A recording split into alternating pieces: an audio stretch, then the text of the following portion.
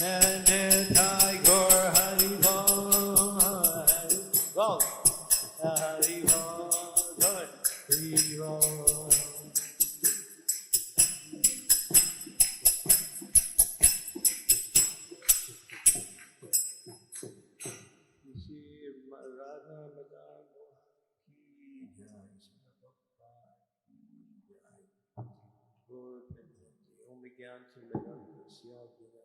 Salakaya Chaksu Unmilitam Yena Tasmai Shri Gurave Namaha Shri Chaitanya Manodhisam Sthapitam Yena Bhutati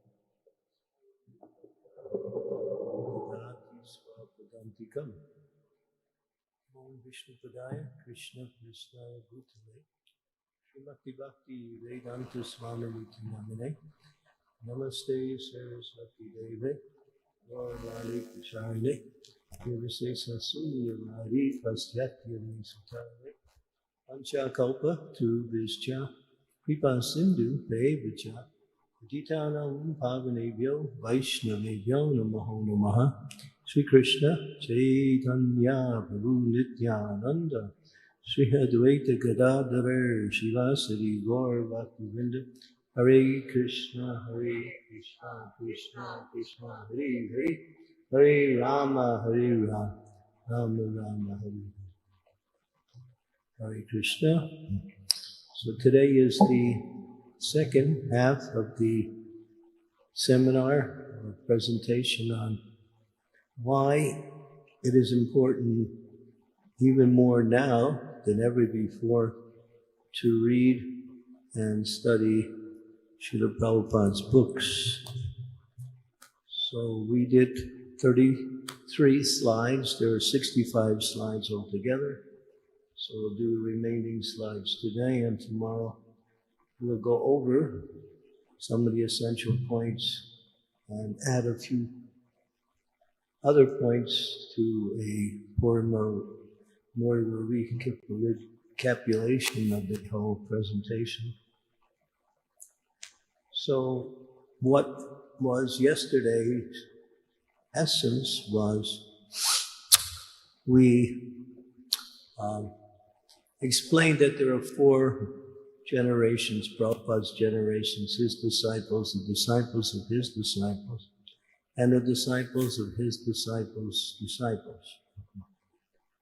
And as time goes on, it is more and more important to keep reevaluating and rediscussing and rereading, and in other words, keeping Prabhupada's philosophical and spiritual legacy alive by reading and studying his books from different angles of vision, and also developing the activities of preaching Krishna consciousness based on the knowledge we have received from Prabhupada. This is really the foundation of how our whole movement expands, through preaching, through outreach, but based on transcendental truth coming from Krishna through his pure devotee, Srila Prabhupada, who actually wrote hundreds of books, all based on the eternal teachings from the Vedas on the science of Bhakti, the science of pure devotional service to the personality of Godhead, Sri Krishna of Sri Vrindavan, which is the highest teachings that one can find anywhere throughout all spiritual literatures. Okay, so we talked about the importance of reading, how to read, how to get the benefit from the reading, how reading is the foundation for understanding, and then from understanding we get realization, from realization we get application. In other words, we apply what we read in terms of our activities in devotional service. And then the last one is we develop qualities, spiritual qualities, characteristics, abilities, and skills that come from the knowledge that we received. When we apply it, it becomes part of us. Our character now is transformed. Our personality is a spiritual personality, no longer a material personality. We become transformed by this knowledge and the activities that follow in execution of the knowledge. Okay, so this is the last slide we did yesterday. So it's very interactive. For those of you who weren't here yesterday, we asked the devotees to read as we bring the different texts up on the screen. We have a microphone somewhere in the, okay? And so we need somebody who is a track runner, who can run around fast and give the microphone to whatever person is about to read. Who's the fastest runner here? Okay, you're Advaita Acharya. Simply by your name, everything is successful. Okay. So, who are these two personalities here? You sure? It's not Love and Kush, is it? Krishna and Balarama, okay? Okay, we'll go on to the next slide. This is slide number 34. So, this is a continuation.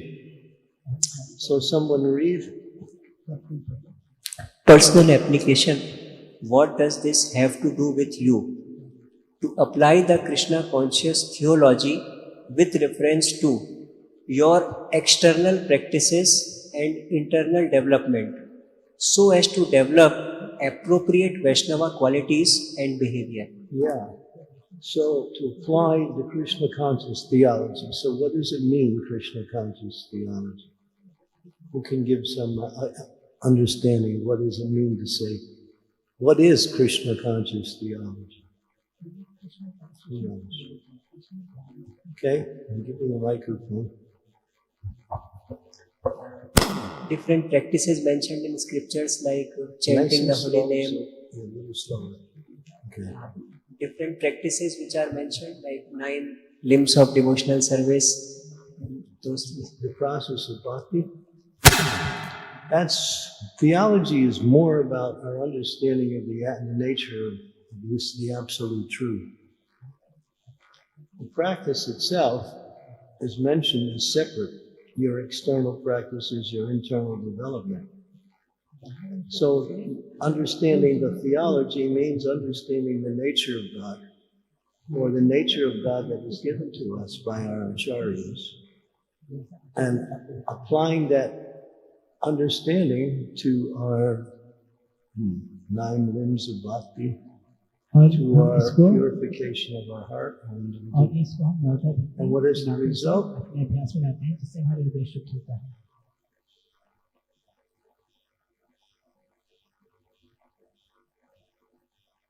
Yeah, and then those qualities, Vaishnava qualities, and the proper behavior, that's an extension of these qualities, will manifest in the mind and heart and the activity of the Vaishnava. In other words, you become Krishna conscious. So, is that clear? Understanding the nature of God, practicing the process that's given, developing the purity of that practice.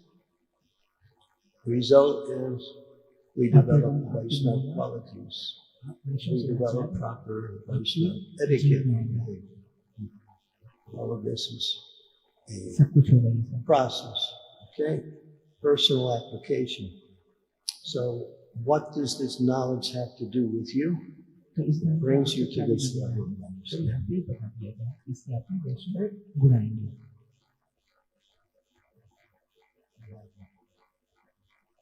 Okay, here you go.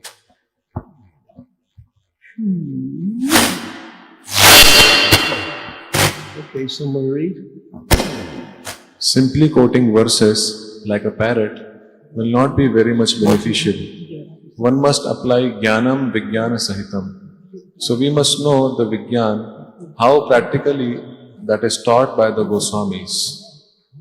So we have our parrot friend here.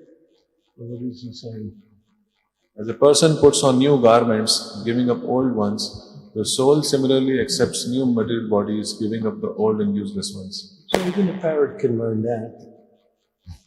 So memorizing verses is, you might say, a preliminary to coming to what is the actual success. So what is this? Gyan means knowledge. Vigyan means realization. It's called Vishishta Gyan, or that knowledge which is understood by realization. In other words, Krishna consciousness. So this is taught by the great acharyas, and Prabhupada mentions that especially by the Goswamis of Vrindavan. So anybody can quote verses, but do you really know what the verses mean? Can you actually apply that verses in an explanation and in your practice of devotional service? So that's what we're trying to achieve, not simply memorization, but realization. Just like one time, Prabhupada was there, and there was one boy, young man, and he had just recently joined the Hare Krishna movement, but he knew the entire Bhagavad Gita by heart. He could recite the whole Gita, all the verses. So that impressed many of the devotees, so they wanted to bring him to Prabhupada. So they brought him to Prabhupada, and one devotee was introduced to him. This devotee is a very new devotee, Prabhupada, but he knows the whole Bhagavad Gita by heart. He memorizes all of it. Prabhupada said, is there any service he could do? Prabhupada wasn't impressed by memorization. Even the point is, even a parrot can memorize. That's the point. So the point is, what is the result of your knowledge? Realization or devotional service. Activity. Okay. Who's that? Radha Sham Sundar Shri Vrindavan Dham Ki Jai. Okay. Preaching application. Okay, so we have here Srila Prabhupada. Here is preaching to one theologian here, and there are other people. And here's Prabhupada again. See the difference? The contrast. Here he's with a bunch of hippies in the middle of a park. And here he's with more respectable personalities who he's giving, what we say, transcendental knowledge in a very, what we say, philosophical and very thoughtful way. So preaching applications. So someone read. Preaching application to enhance your desire and ability to preach effectively. So this knowledge is meant to bring you to this level where your ability to bring others through the process of preaching, and here's two examples of preaching, different categories of personalities, different ways to preach. Okay? That's one of the results of our understanding Prabhupada's books and learning how to preach. Someone read? I wish to encourage all my disciples to very carefully learn this philosophy of Krishna consciousness, because there are so many teachers who will be required to bring this message to all corners of the earth. Letter LA 7th February 1969. Los Angeles, February 7th, 1960. Prabhupada said we need so many preachers because there's so many people out there who need this message. And there's always a shortage of preachers. So in 1975, Srila Prabhupada established what is called the Bhakti Shastra, or the knowledge program, to teach systematically his books. And he divided it into 4 categories. Bhakti Shastra, Bhakti Vaibhava, Bhakti Vedanta, and Bhakti Sarvabhauma. 4 levels of spiritual education in a systematic way. And then in 1975, he said, I want all my disciples to inherit the title Bhakti Vedanta. Hare Krishna. Prabhupada never taught small. He was always pushing us for higher and higher philosophical and spiritual achievements. So he wanted everyone, not only men, but women, everyone who are practicing devotional service, to be able to come and be able to speak, to preach Krishna consciousness at every given time. In other words, if someone says to you, okay, give a class, you should say, yes, I'm ready. Okay. So in other words, we were meant to learn this philosophy and be able to, what we say, give it to others. Because Lord Chaitanya's mission is to spread this to every town and village. And to know the philosophy means to give the philosophy out in a way that brings more and more souls to Krishna. And this was Prabhupada's very strong desire. We want everyone to have the qualifications to be able to preach Krishna consciousness based on the books that I have given you. Okay? And here is the beginning of the Hare Krishna movement. This was in 1965. Srila Prabhupada in New York under the famous tree. You see there's actually a church in the background. And these are the people who came around to see Prabhupada. Nobody knew Prabhupada. And he was out in the park, even after a few months in America, already preaching to conditioned souls. Okay. Next. The process is that you should memorize the purports of my books and then speak them in your own words. Do not adulterate or change anything. Then you will be the perfect preacher. Okay. Not only to memorize, but then speak, but explain it in your own words.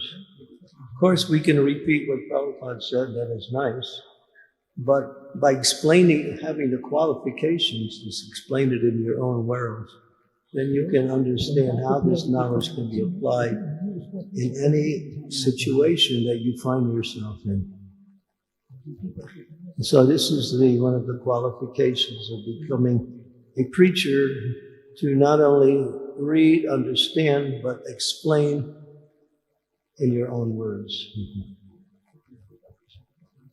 Okay? Any questions about that?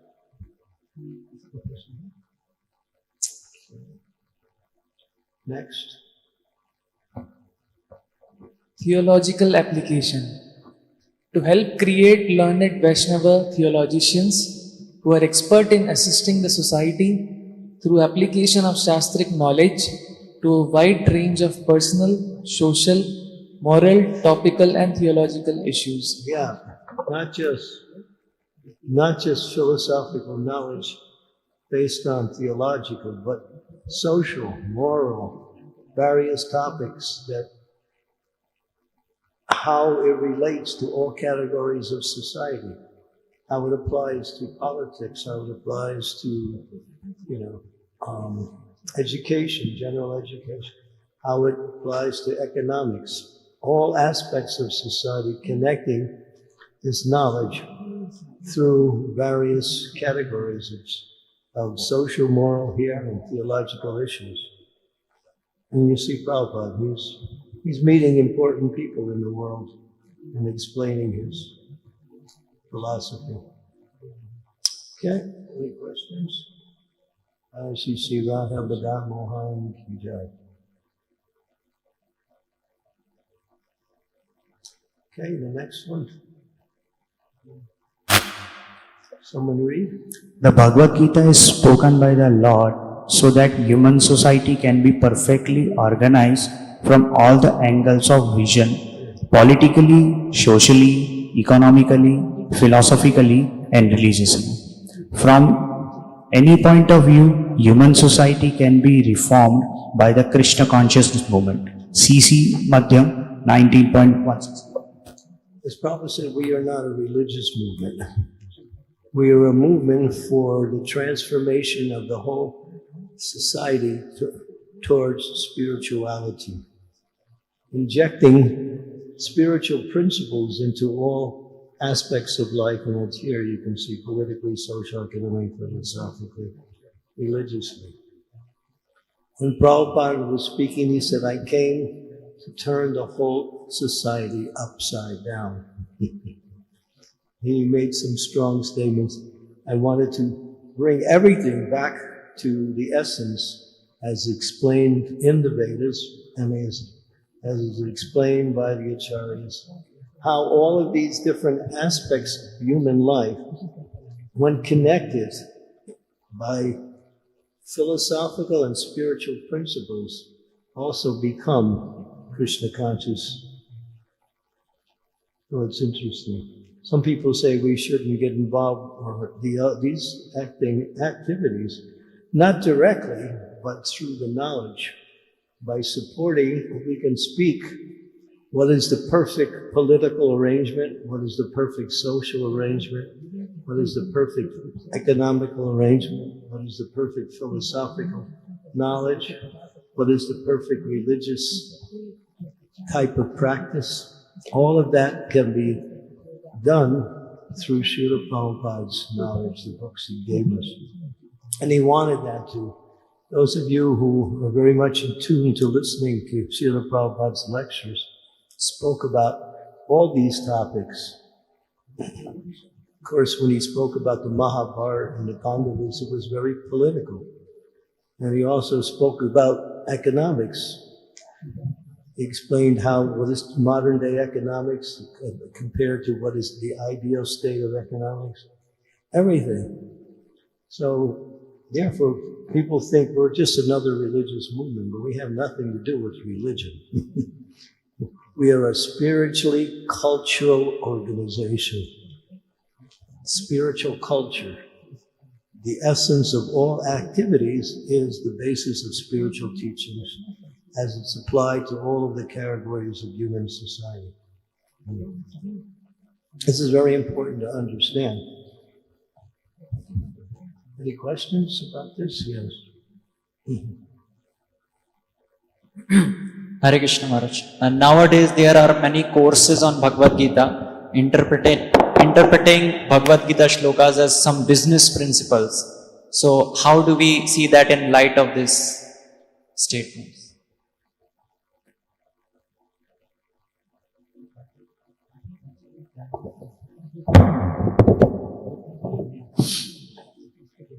Spiritual knowledge and application is not meant for personal gain.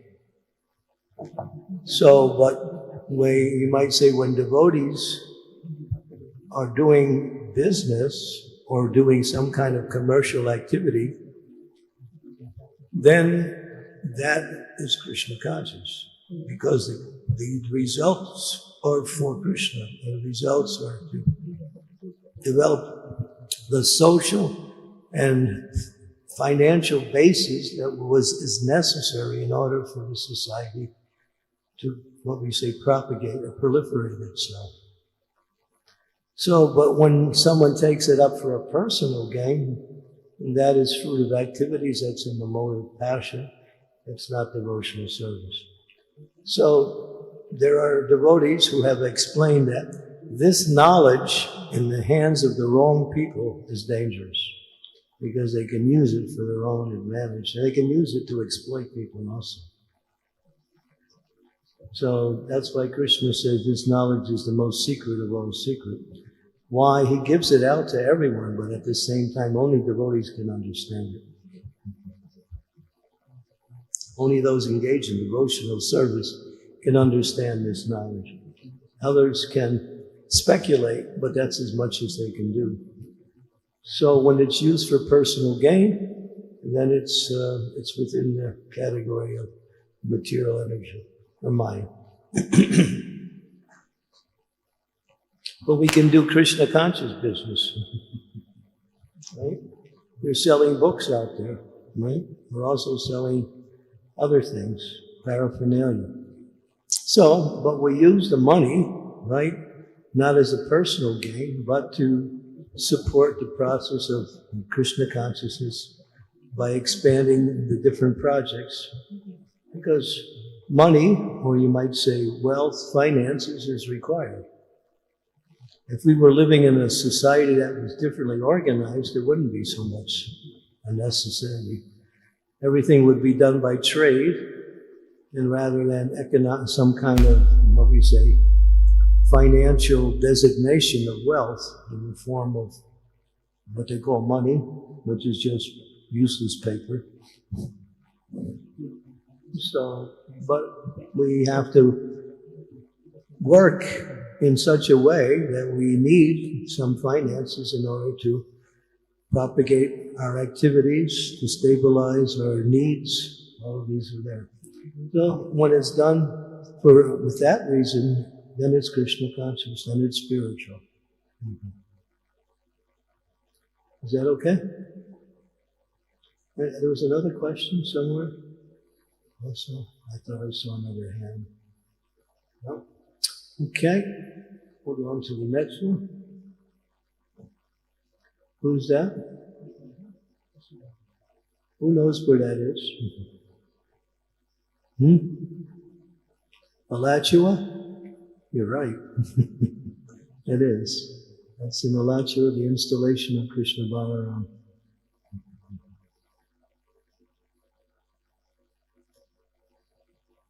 Okay. Faith and conviction. To build and maintain your faith and conviction in the process of Krishna consciousness, the Shastra and its foundation in your life. Continue. Faith is the complete conviction that simply by serving the Supreme Lord, Shri Krishna, one can achieve all perfection. After reading Bhagavad Gita, one should give up all other engagements and adopt the service of the Supreme Lord Krishna. If one is convinced of this philosophy of life, that is faith. Yeah. To have complete faith means to adopt the process of devotional service. Now that I have faith in God, but still, I'm still going to try to make $1 million out there somewhere. In other words, faith brings one to surrender to Krishna more and more. So what is faith? How is faith built? What are the features that strengthen faith? What are the features that destroy faith? Yes. By attentive hearing, one can increase the faith. We can develop knowledge. Knowledge is the foundation by which we develop faith. Yeah. Behind you. Uplifting association. By association with people who have faith. If you associate with people who don't have faith, what happens? Then you become like that also. So they say, tell me who you associate with, and I'll tell you who you are. You associate with spiritual-minded people, you develop that way. You associate with materialistic persons, you also become like that. Yes, Advaita, you have a statement. Faith. So faith by knowledge, faith by association. By applying the philosophy which we are reading practically in life and seeing that happening in our life. By applying the philosophy and getting the results of that, builds your faith. Yes. Okay. But what is complete faith? That faith that is not, what we say, disturbed in any situation. What is the foundation or what is the ingredients of that faith that's not movable in any situation? Full conviction that Krishna will protect. Sanatana Goswami explains that the process of surrender requires 6 categories or 6 principles. And 3 of them are, Krishna is my only maintainer, Krishna is my only provider, Krishna is my only protector. If you have that complete faith, then that's full surrender. Not that, as Prabhupada would say, which was somewhat controversial, he said, no one can do any good for anyone. You might think, well, I know so many people that are so nice and they do so many nice things, right? What does Prabhupada mean when he's saying that? That unless Krishna inspires that person, nothing will happen. Krishna is in the heart. So Krishna will use his energies to do things in this world, but it's him. And if he doesn't inspire it, or if he doesn't want it to happen, it won't happen. So yeah, your friends, relatives, and other persons that are surrounding you, and you think they're helping you so many, it's simply Krishna. That's inspiring them. You thank them, and you also you glorify them for their wonderful service, but at the same time you know that without Krishna's sanction, nothing can go on. That's complete faith. We have the story of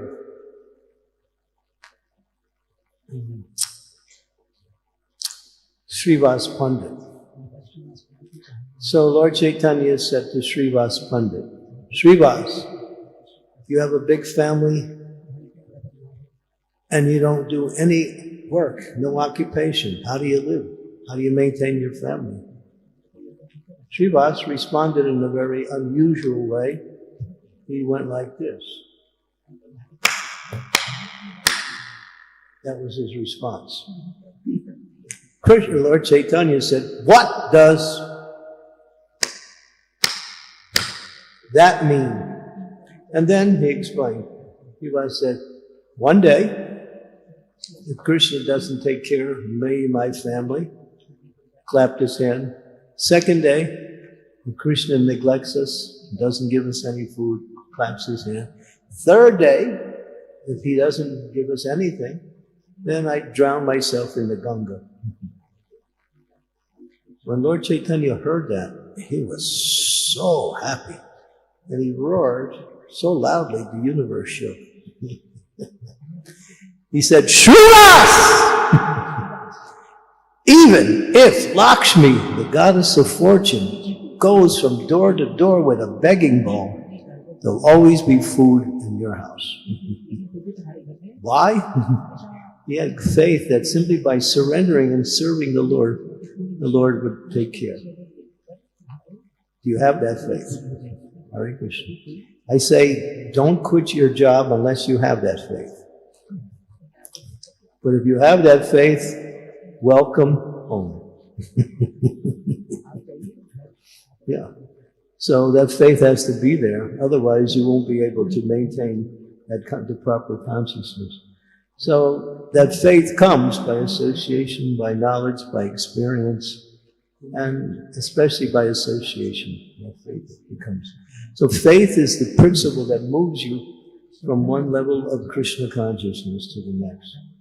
As soon as you start doubting, then you start becoming what we say, your enthusiasm in Krishna consciousness starts to drop. And then pretty soon you find yourself maybe not able to even to get up in the morning anymore. So doubts have to be destroyed by transcendental knowledge and by the association of people who have good faith, strong faith. And that's important. Yeah. So Prabhupada, you can see how they put that faith in Prabhupada. It's really so important. Anybody want to comment on faith? Any doubts about faith? Yes, Prabhu. Okay. All the way in the back.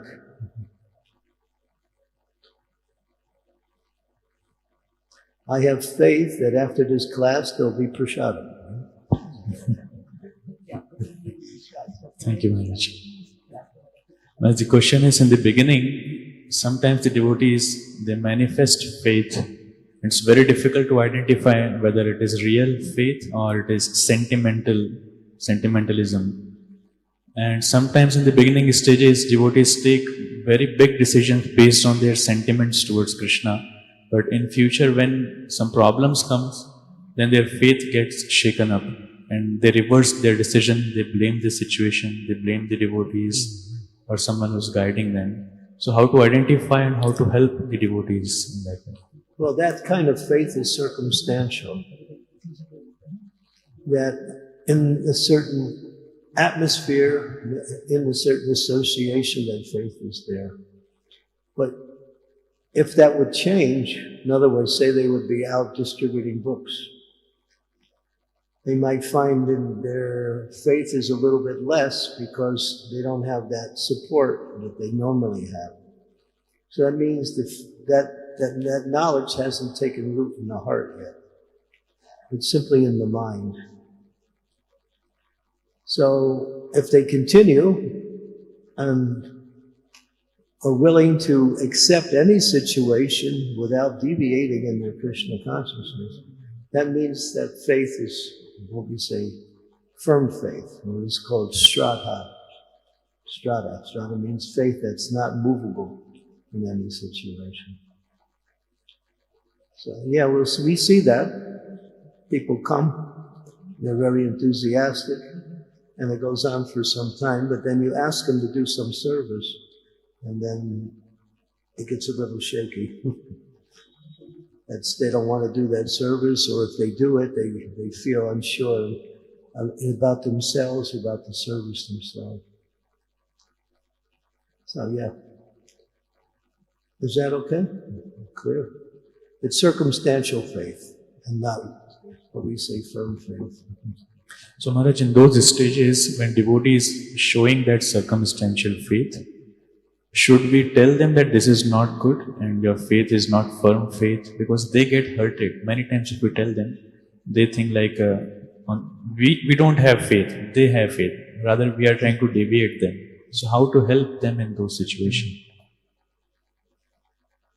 Well, let them continue in their service, but let them hear more and more, take part in the classes and understand the philosophy in different. Srila Prabhupada, look, use the example of Prabhupada. He had faith in that by following Bhakti Siddhanta Saraswati's instructions to preach to the West, he would be successful. But what he had to go through to prove it was practically impossible for most people. So their faith will be tested in circumstances. Things will change, and then they'll either give up the service or they'll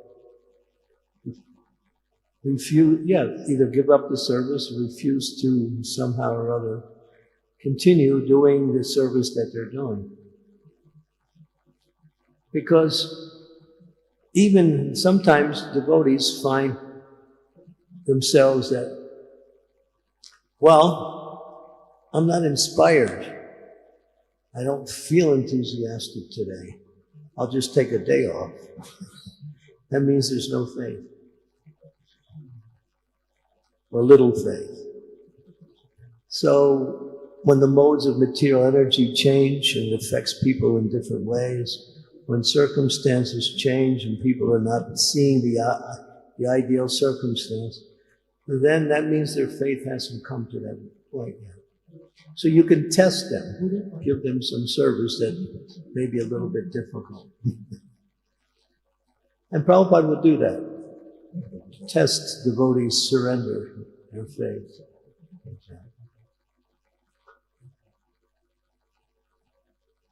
Sometimes we say that spiritual master will say to the devotee, jump!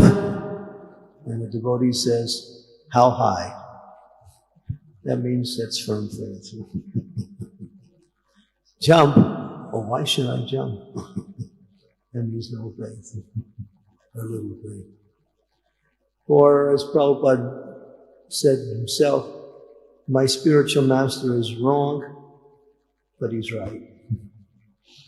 From my perspective, it seems like he's wrong.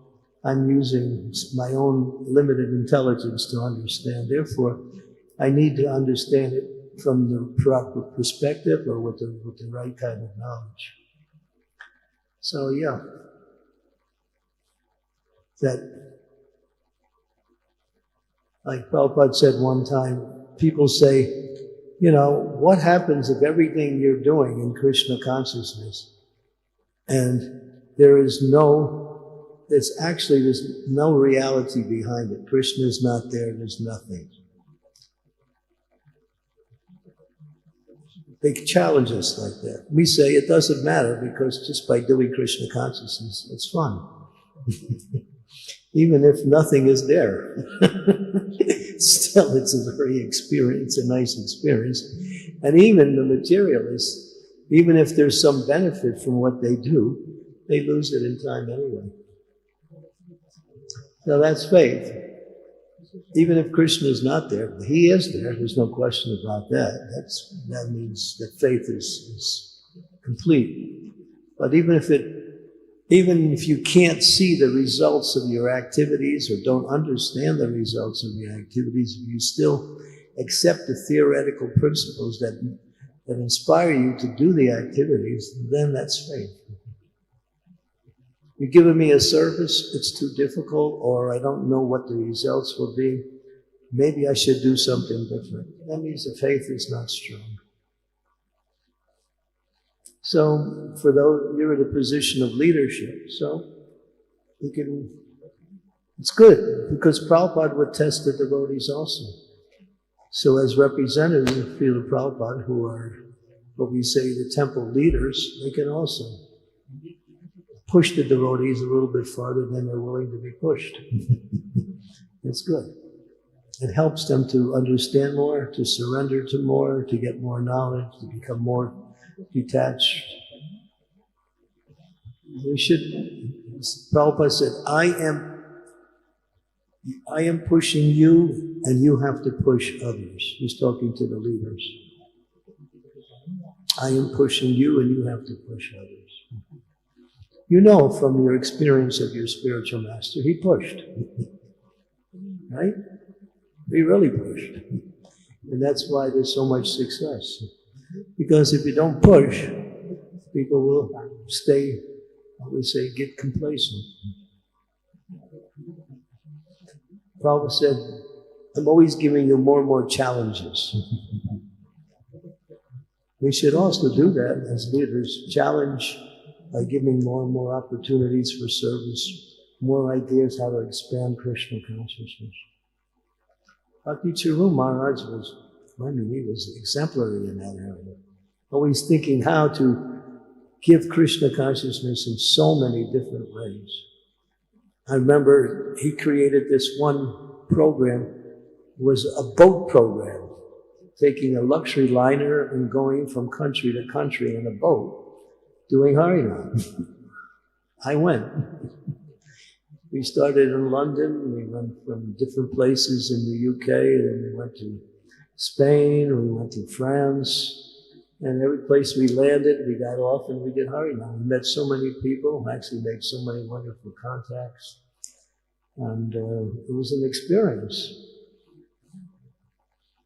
So he was very innovative in how to preach and how to develop programs that attract various types of people. The leaders should think like that, but in a very intelligent way, based on the resources and manpower you have. Push. And that's good for everyone. Otherwise, we get lazy if we're not pushed. The pure devotees can push themselves, but the devotees who are not on that level, they need to be pushed. Okay? Push, but in the right way. Okay, we can continue faith. Okay, there's another principle of faith. How faith is created by the association of devotees, working together to serve.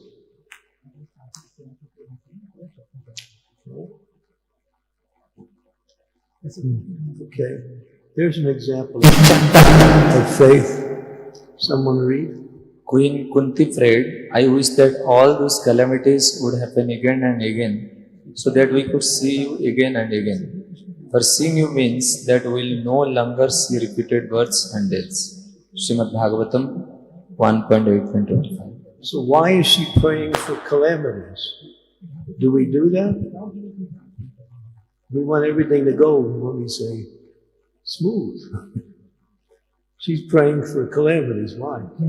Anybody want to venture a... She wished to see Krishna. What does that mean? You can see him right there. You don't need any calamities. Because Right there.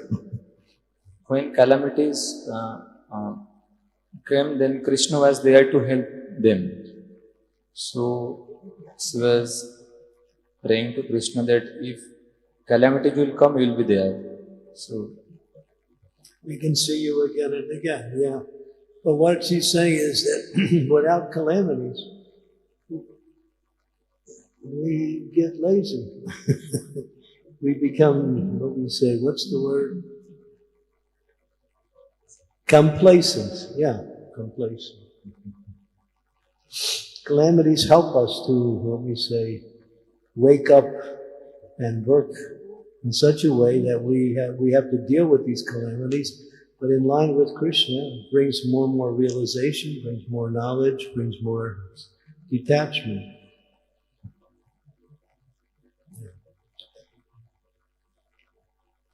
Should we pray like this? Unless you're ready, don't.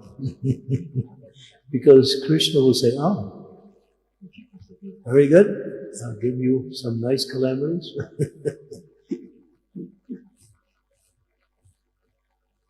But living in this material world, padam padam yavi padam, it's difficult.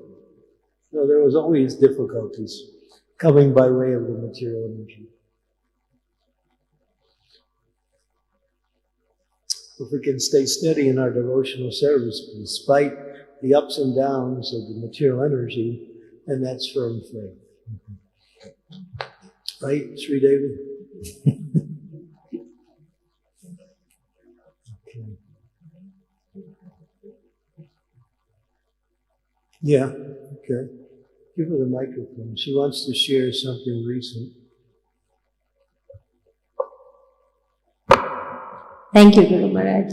So this was another test for me. My Guru Maharaj asked me to do something, and to me it was like quite nerve-wracking because it meant it would wipe out my bank account. And Guru Maharaj said, do it, Krishna will help.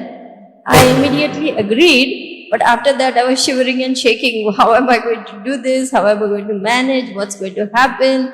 And so on, and started worrying, started having doubts, started questioning, and then I came to the temple. I really grabbed my beads and I was sitting and chanting for 2 hours. I just stood here and I chanted, and I simply prayed to Krishna, whatever you desire, please give me the strength to do what Guru Maharaj wants. And then after 2 hours, I was at peace with it. I said, okay, whatever happens, Krishna, you will take care. And suddenly, out of the blue, after 2 days, my father arranged for me to have some Lakshmi. Because I'm just a preacher, I don't have any income, I live on donations. Out of the blue, unexpectedly, and it is going to cover my entire Ayurvedic treatment. So, that's just mercy, plain and simple. And I was like a little jellyfish, but simply by trying, I'm not saying I'm fully surrendered or have full faith. Please don't think like that. I had my doubts and worries, but I tried to follow. I tried. And I prayed to the Lord. And then Krishna made that arrangement. Guru Maharaj ki! But if he didn't make the arrangement, you can still go on, right? That's even better. Thank you. Okay, we're exploring the principle of faith. So here's another point. Whatever the case, we must have faith in the word of Krishna. When we purchase a ticket on a Pan American on Air India, we have faith that the company will take us to our destination. Faith is created because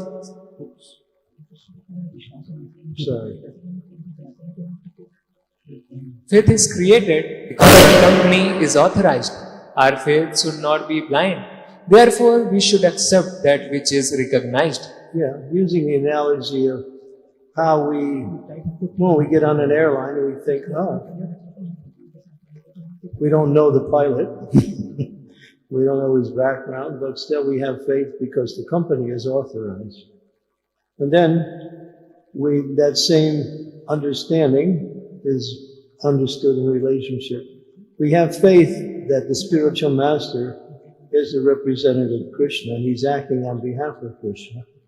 So therefore, whatever he ordains, guides us, and instructs us, we can accept that because the faith is there.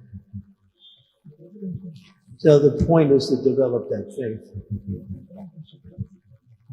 Okay? We do that even in the material world. We have faith that when we go outside, our car is going to start. But sometimes it doesn't. But we think it will. This faith is like that. Okay, here we are. Where? Vrindavan Dham Shisi Gornitai Ki Jai. Srila Prabhupada, where is this? Bhakti Vedanta Manor, London, yes. There's the next topic, evaluation. Now we're getting more into some of the more difficult aspects of our understanding of the knowledge. Someone read? Hare Krishna. Somebody read? Evaluation. Help you develop analytical, interpretative and evaluative skills, particularly in respect to the practical application of Shastric knowledge. Yeah, to read, try to understand, to analyze it, understand it in different angles of vision, to see the value of it, to apply it. This is all part of learning, not just memorizing, but be able to analyze it. How does it fit into this situation? It doesn't fit into this situation. Give some examples. Any examples of something that can be seen from different angles of vision and still be correct?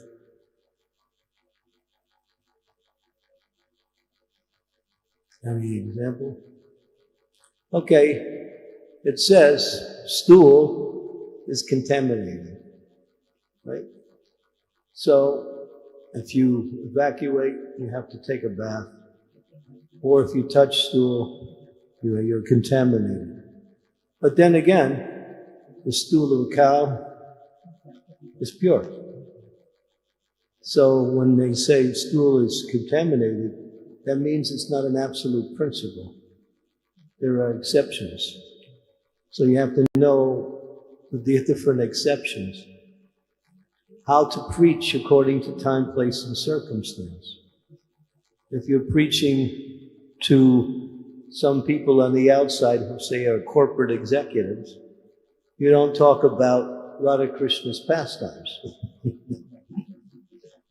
You talk about basic principles on how they can lead their life in a way that will give them satisfaction in their activities by connecting their activities with the spiritual principles. So in an analytical way, how to apply it in different, preaching to young people, preaching to this type of people, analyze the philosophy, understand it in different ways, and explain it accordingly. how to interpret it. Now we're going to get into some interesting discussions on this point, so don't run away yet. Okay, next one. Okay.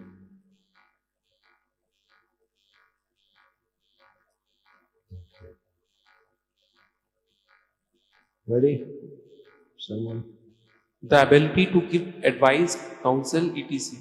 That is actually relevant and practically useful to society. And develop the ability to make appropriate choices in your personal life. So here we're at crossroads. We can go this way, we can go this way, we can go this way, or we can go back this way. So how to make appropriate choices when you give advice and counsel based on relevant time. And you see example here, we have a great sage. He's speaking to some disciple, giving advice, giving counsel. So that ability comes from understanding the knowledge in different angles of vision. Just like when you preach, you might explain the same point differently in different situations. That is the ability to evaluate the situation and apply the knowledge. For instance, what was I going to say? I had something in mind.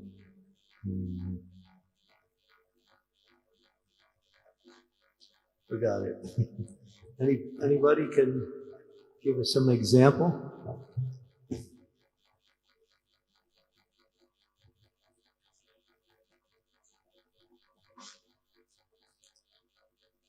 Yeah, Krishna is talking the principles of Bhagavad Gita. Arjuna was giving good reasons why he shouldn't fight. And Krishna said, that's very nice, but you're a fool. From a material point of view, Arjuna's advice was actually sound. If we kill the elders, then we'll be implicated in sin. They are our superiors.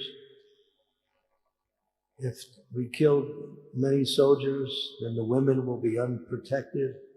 They'll be without husbands, without protectors. Society will become Varna Sankara.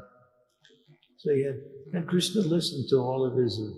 So very nice, but even though everything you say is correct, you're a fool, because I want you to fight. Krishna threw out all of these reasons, because the higher reason was the will of the Supreme Lord, or the desire of the Supreme Lord.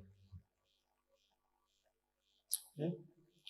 So sometimes people will come to the spiritual master and ask a question, and then the spiritual master will think, how should I answer this person? Is they ready for the answer, or I should give an answer that is not necessarily the answer, but at least it's something to pacify the person. In other words, if you try to preach to someone who is not ready to surrender on when you say complete level, you cause them to commit an offense because they disobey the instruction.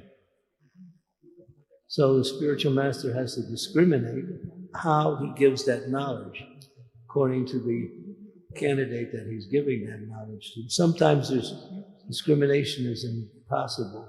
Just like in a setting like this, we speak to so many people, and there may be some people here who have doubts about the whole philosophy. Still we speak because it's a general assembly. But then it comes to one-on-one. This is more like counseling or giving advice. It has to be relevant to the situation and to the person involved. So sometimes people will ask me a question. I said, do you want an instruction? Do you want advice? Or do you want an opinion? And then they get accused. Well, I never considered it that way. I said, if I give you an instruction, you're going to have to follow. If you want my advice, Haribo, I can give some advice. or my opinion, that's another thing. So yeah, there is different ways that one can respond to a situation according to the candidate involved, the situation involved. And that requires some analysis, some interpretation, some practice, using the philosophy and also using examples of the philosophy to help support the argument.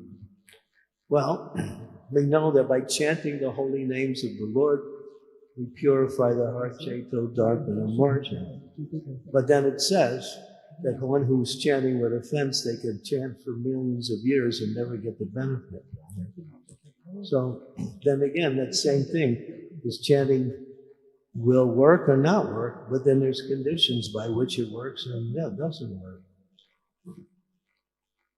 So understanding the diversity of this knowledge and how to apply it in diverse situations. We're running out of time. Maybe we can stop here, because I think maybe devotees have other things. We can continue. There's about 10 more slides. And tomorrow we can finish up the last 10 slides and then do a little summation. Is that okay, or do you want me to continue? Well, it'll take another 20 minutes to finish everything. Might be too late. Okay, and now I divert to the authorities. Temple presidents. Should we continue or should we stop? Good. That's good advice. You're reading my mind. I think you were reading everyone's mind.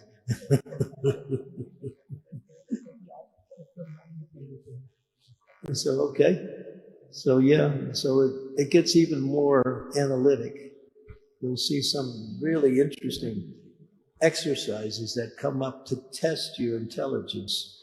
You see how you would respond to some philosophical or certain statements in the scriptures. Because we can read something and understand it in different ways. But then again, there's different ways to apply it, which makes it correct in some situations and not applicable in other situations. Does that make sense? Okay, thank you.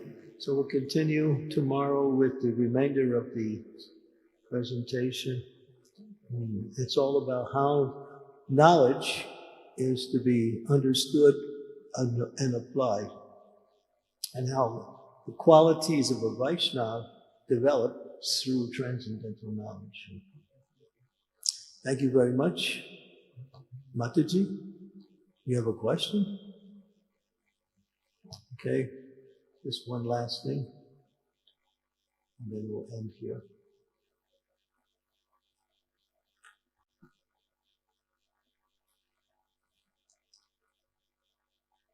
Hare Krishna, Maharaj, Dandavat Pranam. Thank you so much for wonderful class. Very nice class है.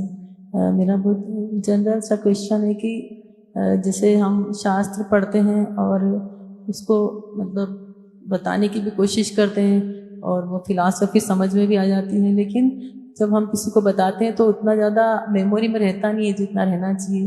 उतना मतलब उसके साथ हम न्याय नहीं कर पाते हैं, जस्टिस नहीं कर पाते. ऐसा लगता है कि वो उसको मेमोरी में रखने के लिए एक और अधिक क्या प्रयास करना चाहिए. Mataji is saying that we try to read scriptures, we try to explain also, but somehow we feel that we should be able to better memorize it than we are currently able to do. So how we should be able to memorize it even better? How to memorize?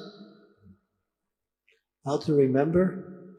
Prabhupada said, remember means to remember to write it down. If you get some idea, write it down. If you have something to do that is later, write it down. But another way, there's a technique for remembering. We teach this also, like memorizing verses. You memorize the first line, and you go back over the first line and you memorize the second line, and then you memorize that, and then you go back and memorize, recite the first and second line.